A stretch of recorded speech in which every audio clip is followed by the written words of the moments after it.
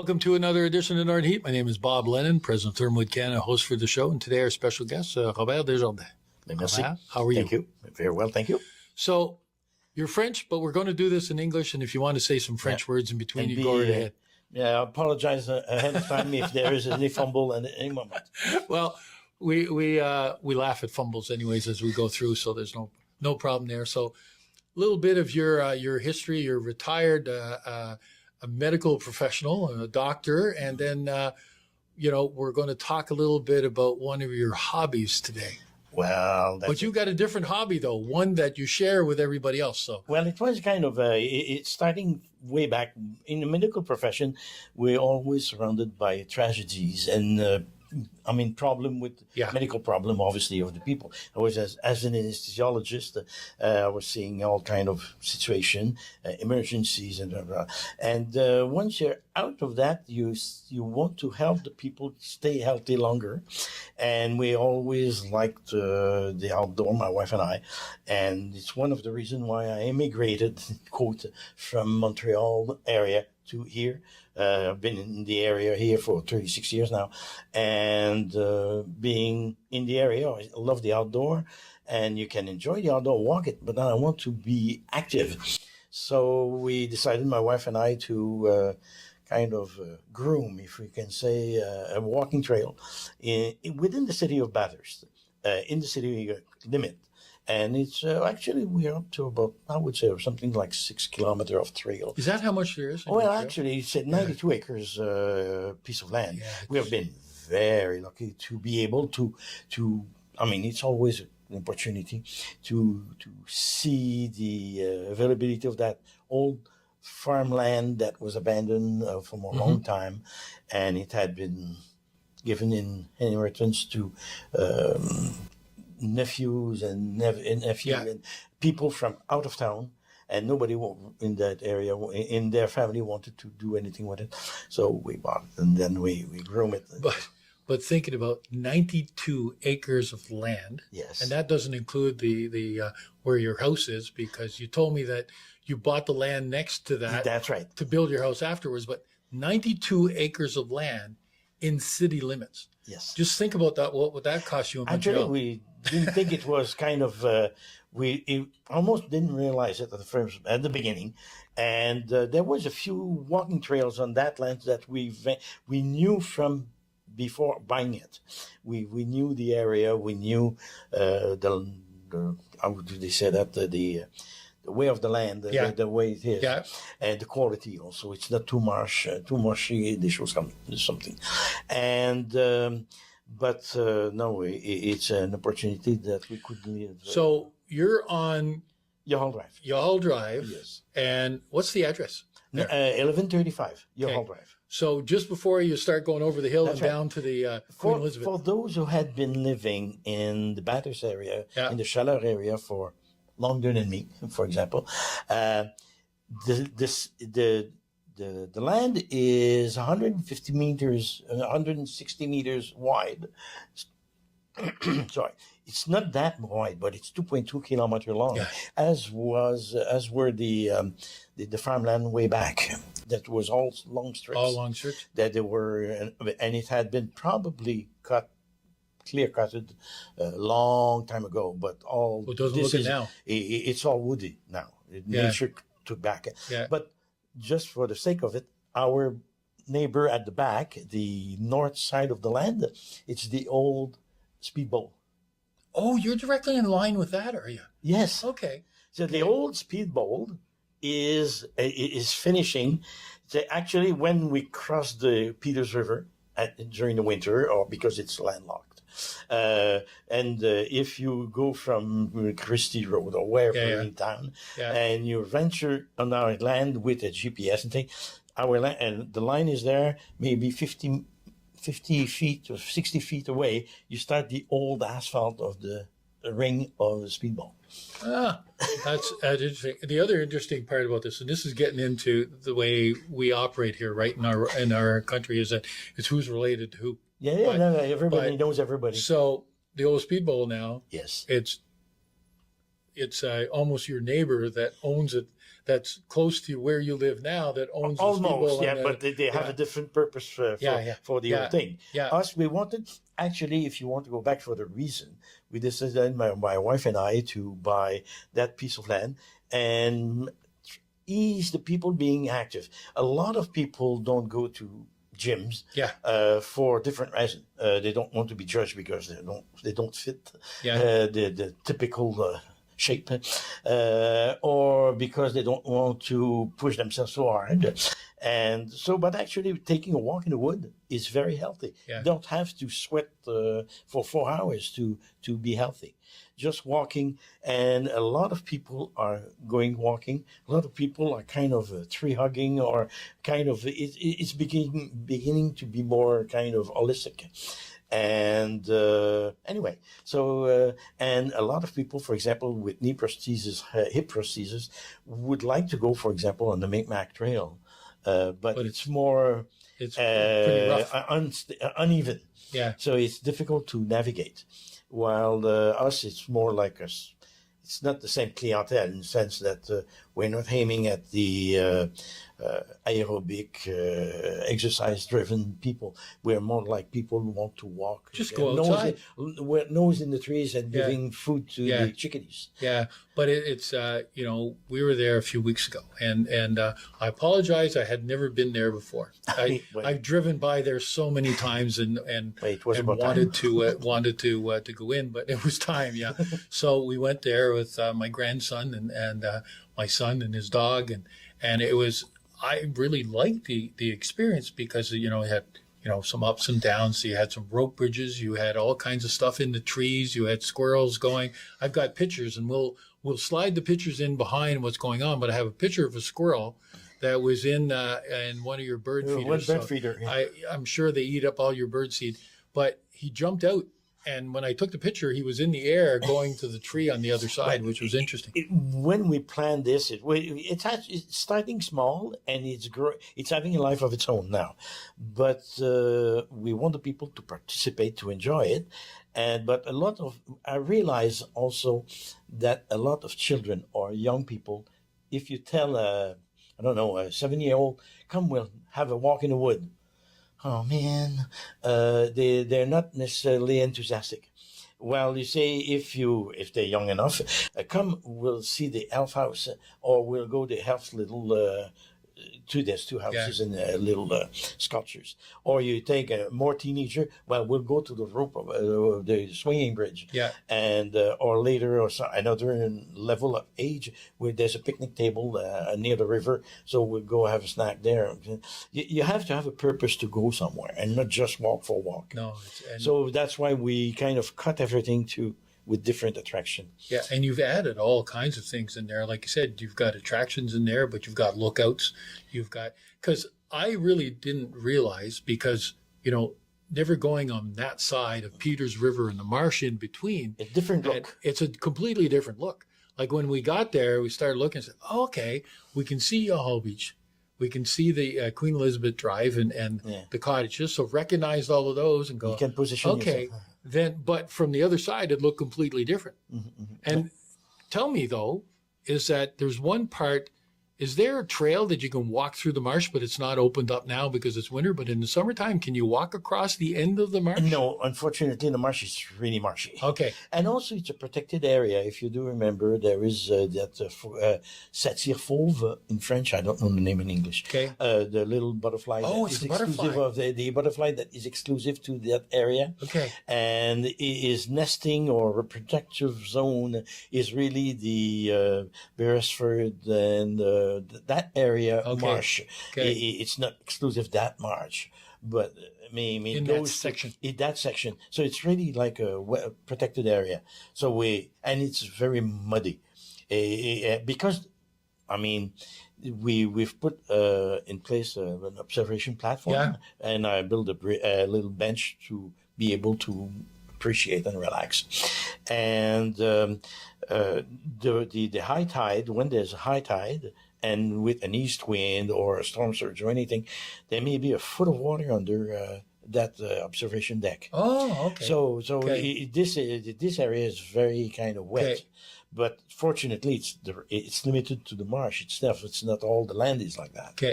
Okay, but it's interesting. Now, I didn't notice, but I know when the first years when you had bought it and started to develop it, people were starting to stop and go for walks. Yeah. But I was never sure. It was private land, and you don't know. But do you have any signage? You don't have any signage at the We front, don't do you? make any publicity. Up to now, it Yeah. had been kind of bouche à oreille. Yeah. Word of mouth. It had been kind of originally. My wife and I, we really thought that it would be only the people from the immediate neighborhood that would come and walk. And then people would say, no, you can't. They're welcoming people, etc. So it's kind of like It's growing. it's spreading. And now somebody posted a blog on the trail, and not that long ago, I met somebody. Oh, where are you from? Oh, Caraquette, or somebody was from Moncton, and said, "Oh, you're having business?" No, we had just wanted to take a Sunday drive, and we decided to. So now it's spreading. So we didn't make any formal publicity because, I mean, the parking lot is limited to 15, 20 cars. But the other day when we were down there, parking lot was full. Oh, no. The cars were parked all the way down the side of the road. My personal record, I've counted 70 parked cars in the area. But it was it's not necessarily something that we want every day. Not that it takes anything from us, but we don't want to kind of be nasty for the neighborhood, and people can. I mean, you don't want. It can be dangerous. I don't know. And also, it spreads to the point that in schools they have outing with the students.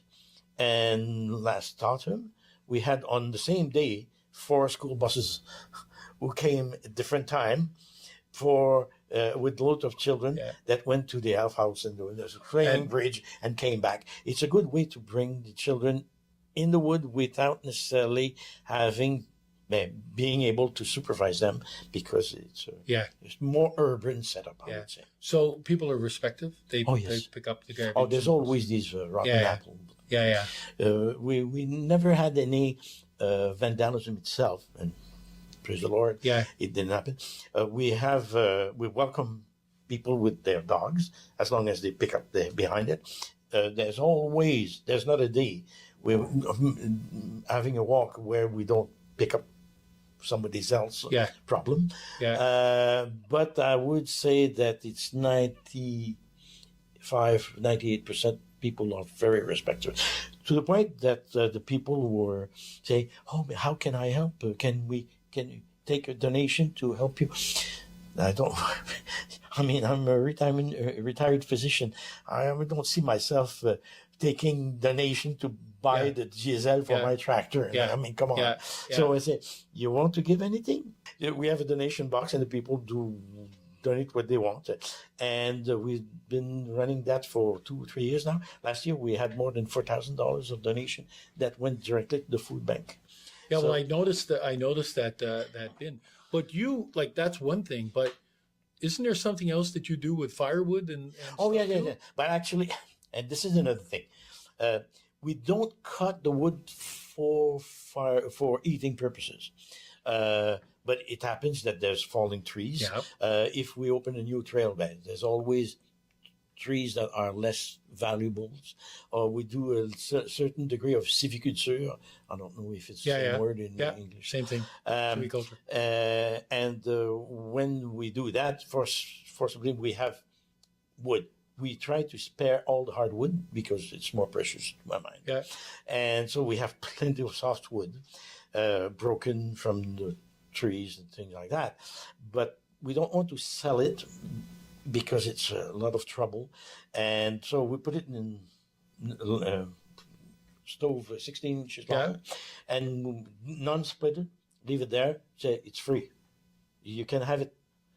Don't take my split wood in my shed. But it's free. And whatever you want to give in exchange, 25 cents or $100, I don't mind. Put it in the donation box. Oh, so and it goes into the food bank as for the like a kind of a fee for walking or something like that, if somebody wants to. Yeah. So, I mean, we diversify things. The latest addition was I made a kind of a 10-foot high mushroom last year that we've put up a hill. And 2-3 years ago, I did a kind of a shelter that was inspired by wind phone. Oh, the wind phone. Yes. The My wind grandson phone, was in there. it's originally from, it had been imagined by Japanese after the Fukushima earthquake and tsunami. A lot of people died. And that person wanted to get contact with the relative who died. Yeah. And so we have a phone and the inside of the unconnected, obviously, and say, well, people may kind of se recueillir, I would say, meditate or think about it, talk to their departed relative. I mean, it's more like a private something. Yeah, but there's enough for any taste, I would say.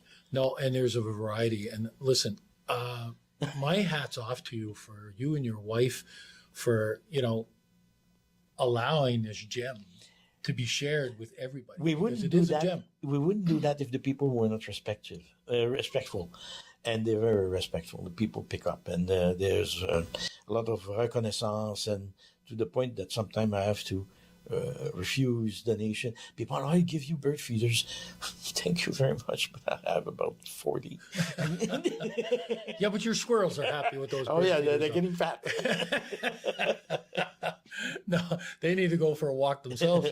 But seriously, I think that and that's what our show is all about too, is showcasing and putting a spotlight on people that are doing something special. And I think that this is a great example of you and your wife that are sharing this gem of a area for people to go walk and go out there and exercise, and the fact of also of raising money at the same time for the food shelter. It's not thank you. It's not, besides the physical exercise and the physical difficulty of doing it. It's not a big sacrifice for us.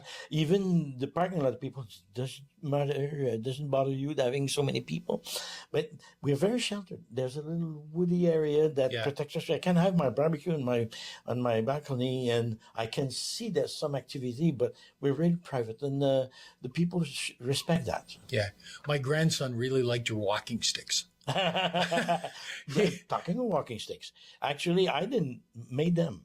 It's somebody that is coming originally from the peninsula, is living in Bathurst nowadays, and he's making walking sticks, and he gave me a little bundle of walking stick and said, you put them in the little dispenser, and once they disappear or they're broken, I can replace them. So we supply that and sends that to people, and to my amazement, it's still there. People, some disappeared. Yeah. But the people they put it back there. Yeah. Well, when we got there was only 2 left, so my wife took one and my grandson took one. When we came back, there was a whole pile of them there. So people had finished their walk and brought them back.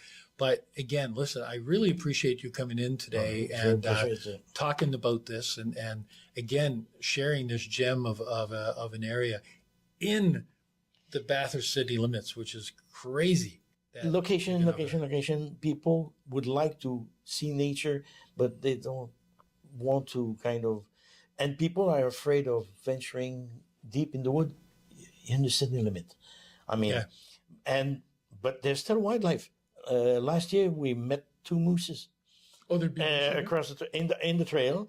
There's on some infrared cameras caught coyote, a few, but never had any in 13 years we have been working on that trail, on these trails. Never had any accident or incidents. People falling, breaking something, yes, but that can happen in the road too. I mean, yeah. But it's very impressive, and again, I want to thank you for both coming in. People will see a lot of pictures that we're going to post on this post too, and hopefully that you're able to continue offering this to people for many more years to come, because I think that it's pretty impressive. As long as we can continue enjoying it ourselves, we'll do that.